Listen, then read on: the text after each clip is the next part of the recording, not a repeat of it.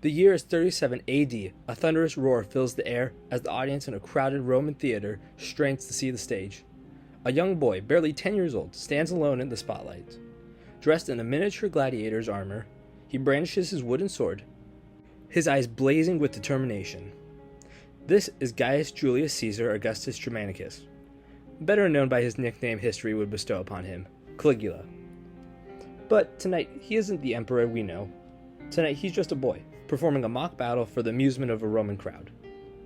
Caligula's early life was a whirlwind of adoration and privilege. His mother, Agrippina, was a woman of immense ambition, determined to see her son on the throne. His father, Germanicus, a beloved general, was a considered potential successor for the current emperor, Tiberius.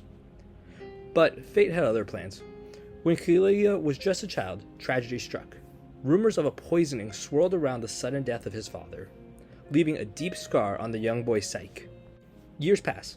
Caligula witnesses the rise and fall of political fortunes, the whispers of power and intrigue of echoing within the palace walls. His mother, ostracized and eventually exiled, fuels his growing resentment towards Tiberius. Caligula's adolescence was a crucible of frustration and resentment. Excluded from power struggles, he watched as his dreams of a glorious future seemed to slip away. This isolation, coupled with the unresolved grief from his father's death, began to shape a darkness within him. This year is 37 AD. Tiberius lies on his deathbed, a frail figure clinging to life. Caligula, now a young man, stands by his side, a mask of concern etched on his face. When Tiberius finally died, a collective sigh of relief swept over Rome. Caligula, championed by the people, who saw him as a victim of Tiberius's cruelty, became the emperor. The city erupted in joyous celebration, unaware of the storm that was brewing. Caligula's rise to power was a story of triumph and tragedy intertwined. But the question remains, who was the man beneath the emperor's crown? Was he a victim of circumstance, a young mind warped by grief and injustice?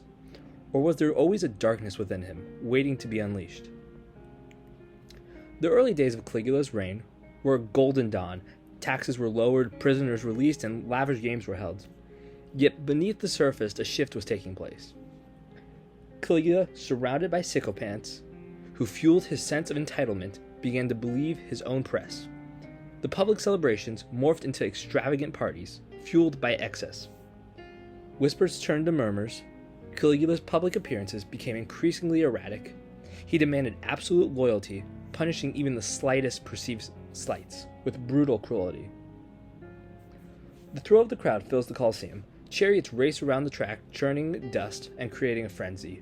One chariot, emblazoned with a golden eagle, careens widely, almost flipping over. In it, Caligula stands, whipping the horse into a frenzy. His outlandish demands became legendary. The infamous chariot race against the sea, the declaration of his horse as a senator, and these were only a few of the incidents that solidified Caligula's reputation for madness. Historians continue to debate Caligula's mental state. Some believe he suffered from a form of epilepsy or another neurological disorder that could explain his mood swings or paranoia. Others suggest it's his traumatic childhood and absolute power of his position that ultimately led to that mental breakdown. Paranoia became another hallmark of Caligula's reign. He saw enemies everywhere, even amongst his closest advisors. Executions became commonplace, a constant reminder of the emperor's capricious nature. His grasp on reality seemed to loosen further. He conceived of the impossible, a bridge across the Bay of Baiae, a project that would defy the very laws of nature. In 41 AD, just 4 years of a reign marked by terror and chaos, Caligula met his end, assassinated by his own Praetorian Guard, a group he once considered loyal. The exact reasons remain unclear to the assassination.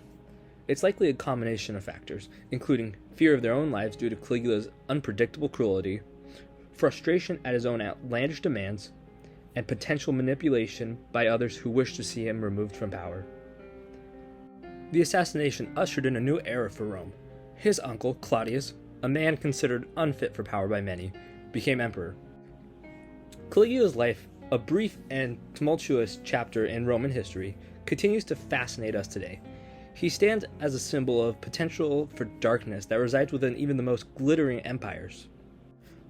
Claudius's reign, while not without its challenges, proved far more stable than Caligula's.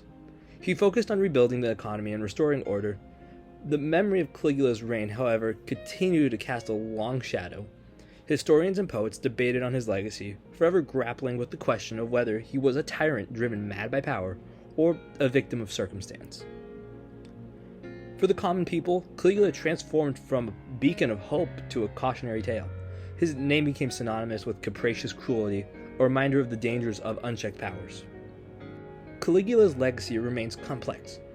Was he a monster or man tragically flawed? Perhaps the answer lies somewhere in between, but one thing is certain: his reign serves as a stark reminder of the fragility of power and the importance of a just and responsible leader. There were glimpses of another Caligula, a young prince with a thirst for knowledge and desire for justice. It is this side of him, lost in tragedy and ambition, that leaves us wondering, what if? What kind of ruler could Caligula have been, had his path been different? Perhaps beneath the cruelty and madness lay a wounded child, forever haunted by loss and yearning for a love which he never truly received.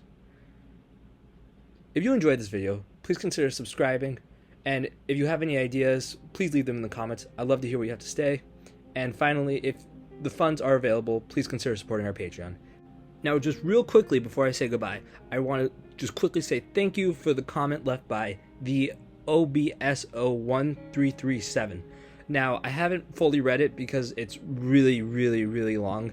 I did quickly skim over it, which was nice, and I took a few pieces of advice from him, so I just want to quickly give him a shout out. But with that being said, thank you guys for watching. See you guys next time. Bye.